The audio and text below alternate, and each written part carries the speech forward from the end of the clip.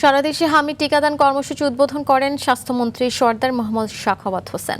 সকালে নারায়ণগঞ্জের রূপগঞ্জ উপজেলার জিন্দা পার্কে এই কর্মসূচির উদ্বোধন করেন। এই কর্মসূচির আওতায় ৬ মাস থেকে ৫৯ মাস বয়সী সব শিশুকে ১ ডোজ টিকা দেওয়া হবে। সকাল ১০টায় চট্টগ্রাম সিটি কর্পোরেশন জেনারেল হাসপাতাল মিলনায়তনে টিকাদান কর্মসূচি উদ্বোধন করেন city mayor doctor Shahadat Hossain. শুক্রবার ও সরকারি ছুটির দিন বাদে প্রতিদিন সকাল ৮টা থেকে বিকেল ৫টা পর্যন্ত টিকাদান চলবে। শরীয়তপুরের জাজিরায় টিকার উদ্বোধন করেন civil surgeon doctor Rehan Uddin. এদিকে গত ২৪ ঘন্টায় হাম আক্রান্ত হয়ে ময়মনসিংহ মেডিকেল কলেজ হাসপাতালে আরও ১ শিশুর মৃত্যু হয়েছে। এ নিয়ে হাসপাতালে হামের চিকিৎসাধীন অবস্থায় ১৫ শিশুর মৃত্যু হলো। গত ২৪ ঘন্টায় আরও ৪১ শিশু হামের উপসর্গ নিয়ে হাসপাতালের আইসোলেশন ওয়ার্ডে ভর্তি হয়েছে।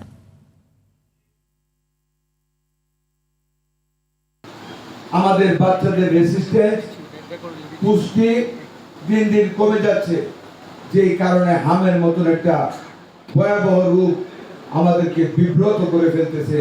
আমাদের ভবিষ্যৎ প্রজন্মকে আমাদের কত মায়ের বুক খালি করে নিয়ে যাচ্ছে।